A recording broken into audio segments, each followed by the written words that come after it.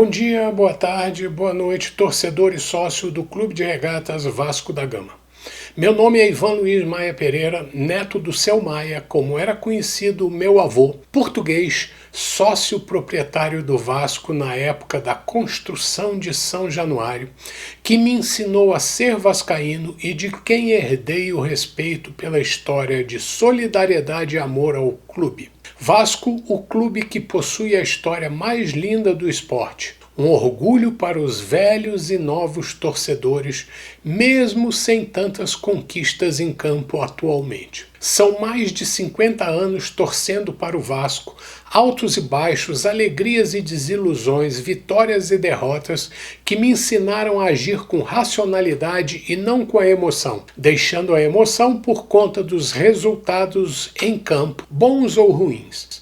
Infelizmente, hoje não posso esperar milagres vindos de um grupo de conselheiros ultrapassados e administradores confusos, mas sonho em despertar para uma nova realidade, quem sabe nas próximas eleições, com o surgimento de um Vasco correto, bem administrado e com objetivos claros e transparentes e sem falcatruas nas eleições, com um vencedor nas urnas sendo empossado e cumprindo suas promessas. Infelizmente, hoje nossa realidade é outra e fugir do rebaixamento ainda é um objetivo a ser perseguido, como buscar recursos para pagar as contas em atraso também é um propósito longe de ser alcançado. E elaborar um projeto para 2020 ainda é um anseio complicado para quem não sabe como estarão suas contas no futuro. Eu penso que só temos uma opção para o Vasco alcançar um futuro melhor: transformar o futebol numa sociedade anônima. Porque se continuarmos do jeito como estamos,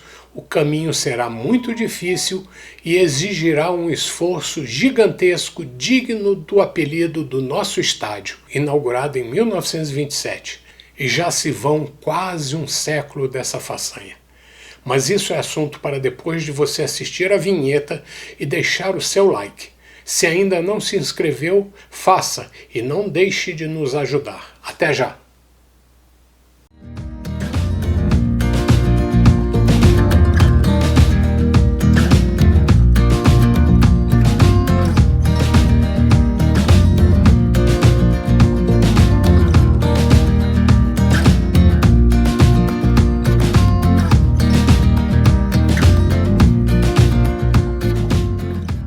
Em 1927, o Vasco da Gama inaugurava o maior estádio de futebol da América do Sul.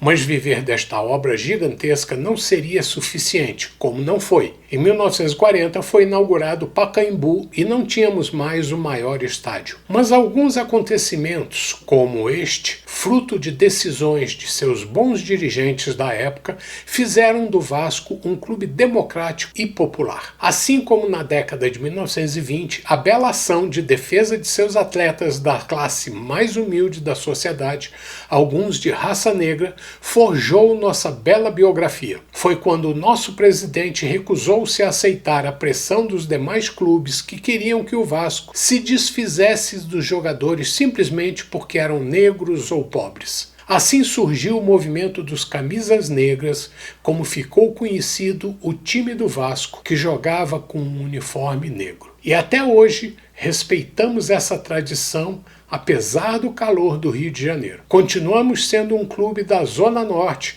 que nunca se dobrou ao radicalismo das elites e preserva o bom conservadorismo. Também com a Segunda Guerra Mundial se desenrolando, o Vasco foi novamente inovador e arrojado e resolveu ajudar no esforço de guerra. Através de uma campanha entre seus torcedores, arrecadou dinheiro suficiente para comprar 2 aviões de guerra doados à Força Aérea Brasileira. E a vida continuava e o Vasco crescia. Responsável pela campanha da arrecadação das contribuições para a compra dos aviões, nosso presidente Ciro Aranha foi também responsável por outra medida socioeducativa: a criação em 1942 do Departamento Infanto-Juvenil do Vasco, que consagrou o famoso famoso lema "Enquanto houver um coração infantil, o Vasco será imortal". Lema este que permanece vivo nas mentes de quem orienta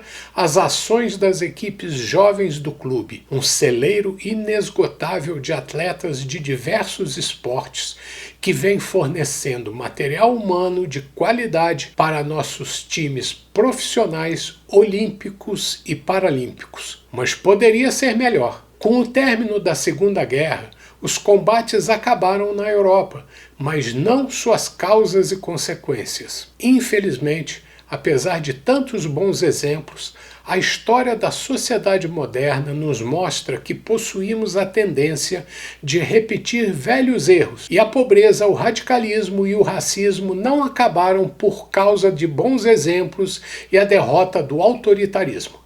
Assim como os privilégios das elites, o egoísmo, a corrupção, a esquerda e a direita e o mau uso da democracia permanecem dando as cartas até hoje. Mas assim como não existe lua de mel eterna, mesmo com esses belos episódios sociais relatados anteriormente, com o clube tendo dado bons exemplos, o lado negro da força apareceu e o autoritarismo, o egoísmo, o egocentrismo e, por que não, a corrupção acabaram por dominar a nau vascaína, e as velas com a cruz da Ordem de Cristo acabaram sendo maculadas pelo pavilhão pirata içado por maus dirigentes e assessores. Semelhança entre a política nacional e a política do Clube de Regatas Vasco da Gama não é mera coincidência. A política nacional está dividida entre os partidos de esquerda, direita, do centro, os de cima do muro e os isentos, cada um deles com sua ideologia e suas subdivisões. Alguns moderados, outros radicais e aqueles que nem sabem o que significa ideologia,